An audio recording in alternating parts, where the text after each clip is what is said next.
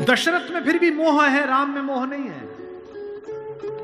दशरथ 7 बार राम का नाम लेकर प्राण छोड़ गए।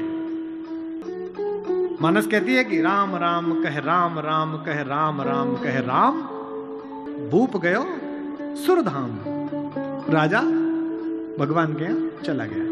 और इसके बाद भी दशरथ का लोभ बना रहा अपने बेटे को लेकर। जब रावण का वध कर लिया राम ने, तो आकाश में सब देवता आए, तो राम के पिता दशरथ भी आए।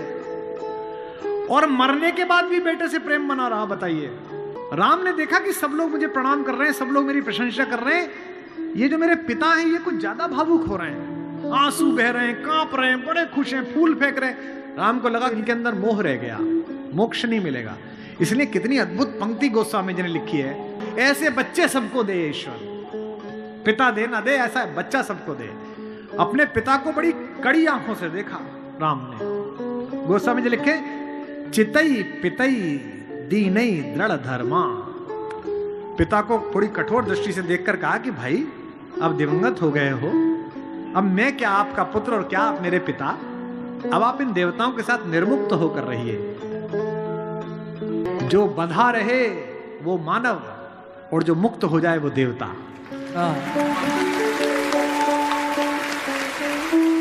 जब उनको लेने के लिए आए हैं विश्वामित्र दशरथ के पास, तो विश्वामित्र से दशरथ ने पूछा कि आप तो इतने तेजस्वी राजा ऋषि हैं, थोड़ा सा जल लेकर छिड़केंगे तो राक्षसों का नाश हो जाएगा, आप मेरे बेटे को क्यों ले जाना चाहते हैं? विश्वामित्र ने कहा, मैं ऋषि हूं, मुझे क्रोध वर्जित है, मैं क्रोध नहीं कर सकता। तुम्हारा लड़का मर्यादा पुरुषोत्तम है। पुरुषोत्तम मतलब पुरुषों में उत्तम, देवताओं में उत्तम नहीं, पुरुषों में उत्तम। इसलिए मैं उसे ले जाता हूं ताकि वो जो मुझे कराना है वो कर सके। दशरथ में फिर भी मोह है, राम में मोह नहीं है। दशरथ 7 बार राम का नाम लेकर प्राण छोड़ गए। भाई आप ही ने तो वरदान लिया था, आप ही के आदेश पर लड़का बाहर गया है, खुद को कंसोल करो, खुद को कन्विंस करो। लेकिन नहीं, मानस कहती है कि राम राम कह राम राम कह राम राम कह राम। क्या हुआ उसके बाद? भूप गयो सुरधाम। राजा भगवान के यहां चला गया। और इसके बाद भी दशरथ का लोभ बना रहा अपने बेटे को लेकर। जब रावण का वध कर लिया राम ने, तो आकाश में सब देवता आए, तो राम के पिता दशरथ भी आए। और मरने के बाद भी बेटे से प्रेम बना रहा। बताइए, राम ने देखा कि सब लोग मुझे प्रणाम कर रहे हैं, सब लोग मेरी प्रशंसा कर रहे हैं, ये जो मेरे पिता हैं ये कुछ ज्यादा भावुक हो रहे हैं, आंसू बह रहे हैं, कांप रहे हैं, बड़े खुश हैं, फूल फेंक रहे हैं। राम को लगा कि इनके अंदर मोह रह गया, मोक्ष नहीं मिलेगा। इसलिए कितनी अद्भुत पंक्ति गोस्वामी जी ने लिखी है, ऐसा शायद ईश्वर, ऐसे बच्चे सबको दे ईश्वर, पिता दे ना दे, ऐसा बच्चा सबको दे। अपने पिता को बड़ी कड़ी आंखों से देखा राम ने। गोस्वामी जी लिखे, चितई पितई दीनई दृढ़ धर्मा। पिता को थोड़ी कठोर दृष्टि से देखकर कहा कि भाई अब दिवंगत हो गए हो, अब मैं क्या आपका पुत्र और क्या आप मेरे पिता, अब आप इन देवताओं के साथ निर्मुक्त होकर रहिए।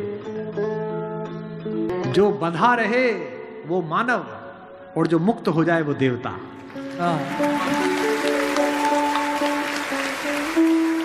इसीलिए राम चाहते हैं कि उनके पिता मुक्त हो जाएं। राम वन जा रहे हैं, पूरी अयोध्या आंसुओं से भरी हुई है। गोस्वामी जी लिखते हैं, तापस वेश विशेष उदासी, 14 बरस राम वनवासी। 14 साल के लिए राम वन जा रहे हैं।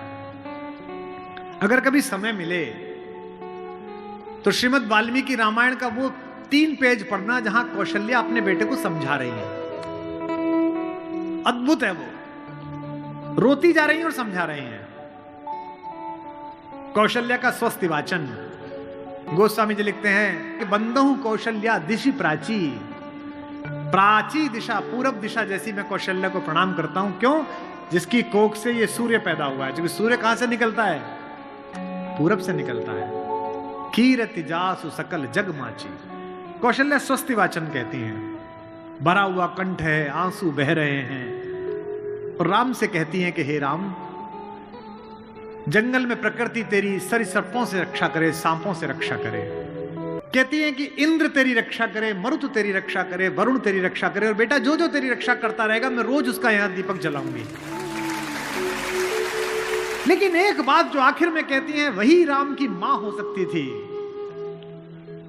और बेटा तू ये मत पूछना जंगल में और जहान में, नगर में रास्ता कौन सा हो, तू जिसका प्रतीक है सत्य, उसी के रास्ते पर चलना। और फिर एक बात कहती हैं, और चिंता मत कर, जिस धर्म की तू रक्षा करता है वो धर्म तेरी रक्षा करेगा। धर्मो रक्षति रक्षितः, धर्म रक्षा करता। तो राम तुम उसी मार्ग पर चलो जो सत्य हो, कल्याणकारी हो, वो तुम्हारी रक्षा करेगा। ऐसे राम का निर्माण ऐसे परिवार के साथ हुआ है। उनके चारों तरफ जो परिजन हैं, जो उनके लोग हैं, राम के भाई भरत, जिन पर सबसे कम चर्चा होती है, सबसे कम भरत पर बोला गया है। लक्ष्मण उनके साथ 24 घंटे रहते हैं, शत्रुघ्न पर तो कम ही बोला गया है, भरत पर सबसे कम बोला गया है। सरस्वती ने देवताओं के कहने पर मंथरा की बुद्धि फेर दी।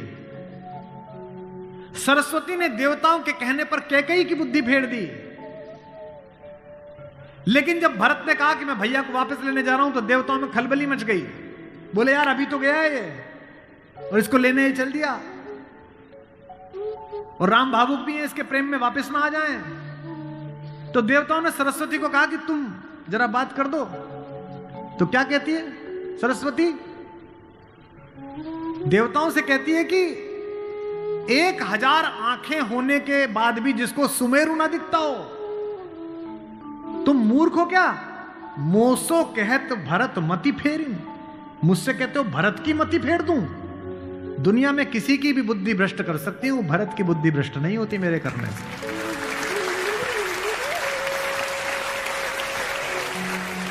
भरत जब भैया को ढूंढते हुए निकले तो पूरे खानदान को लेकर निकले। भरत ने कहा किसी की तो मान लेंगे, कौशल्या की मान लेंगे, ससुर को भी लेकर गए। जब पहली रात भरत वहीं रुके जहां राम रुके थे, भरद्वाज के आश्रम में। सुबह चलते समय भरत संकोच में थे, तो भरद्वाज ने कहा कि राजन, चूंकि राजा हो चुके थे, आपके चेहरे पर संकोच है। तो भरत ने डरते हुए कहा कि महर्षि मैं डरा हुआ हूं, मेरी मां ने इतनी बदतमीजी की बात कर दी, मैं बाहर था। भरत को नहीं बताया गया था कि पिता दिवंगत हो गए, पता है आपको ये बात नहीं? भरत को संदेश भेजा गया था तो उसमें यह नहीं कहा गया था कि पिता एक्सपायर कर गए, यह कहा गया था कोई इमरजेंसी है, घर आओ। अयोध्या के बाहर नंदीग्राम में इनके पूर्वजों का एक मंदिर था, जहां इनके पूर्वजों की प्रतिमाएं लगी हुई थी, मानधाता की, दिलीप की, रघु की, अज की, नहुष की। वहां भरत रास्ते में रुके अपनी सेना के साथ पूजन करने के लिए कि पूर्वजों का पूजन कर लूं, पुरखों का। पुरोहित ने हाथ में थाली दी तो पहले इसका पूजन, प्रथु जो सबसे पहले, जिनके कारण ये पृथ्वी कहलाती है, इनके घर के, फिर मानधाता का, फिर राजा बलि का जिन्होंने अपना मांस दे दिया था, रंतिदेव का। पूजन करते करते अज, रघु, दिलीप तक आए, और जैसे ही उन्होंने अगली मूर्ति देखी तो देखी पिताजी की मूर्ति। तेज तो थे ही, उन्होंने पुरोहित की तरफ देखा कि ये क्या? पुरोहित की आंख में आंसू, उसने कहा कि महाराज नहीं रहे, और भरत के हाथ से थाली छूट गई। भरत ने कहा मुझे किसी ने बताया क्यों नहीं कि पिताजी दिवंगत हो गए, क्या हुआ था? बोले राम को वनवास मिल गया। भैया को वनवास क्यों मिल गया? आपकी मां ने मांग लिया। भरत घोड़ा दौड़ाते हुए अयोध्या तक पहुंचे, रोते हुए। सोच के देखिए, भरत जैसा भाई, भ्रातृत्व में राम किसी का उदाहरण नहीं देते, लक्ष्मण का भी नहीं देते। जब हनुमान को गले लगाते हैं तो ये नहीं कहते कि तुम लक्ष्मण जैसे भैया हो मेरे, तुम मोहि प्रिय ही भरत संभाई। देना हुआ है जब कोई प्यारा उदाहरण, हमने दिया है सिर्फ तुम्हारा उदाहरण।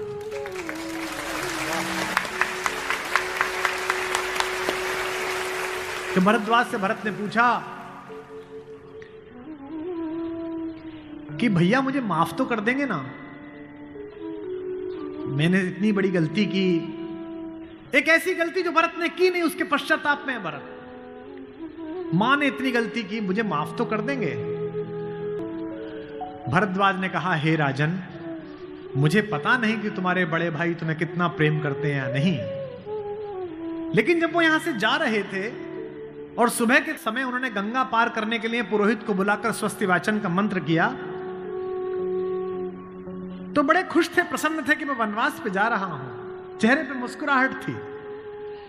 लेकिन पुरोहित ने हाथ में जल दिया और जैसे ही पुरोहित के मंत्रों के बीच में निकला कि जम्बू द्वीपे भरत खंडे, और जैसे ही भरत सुना, राम के हाथ से जल गिर गया और वो जमीन पर गिर पड़े और हाय भरत चिल्लाने लगे, इतना प्रेम तुम्हें राम करते हैं।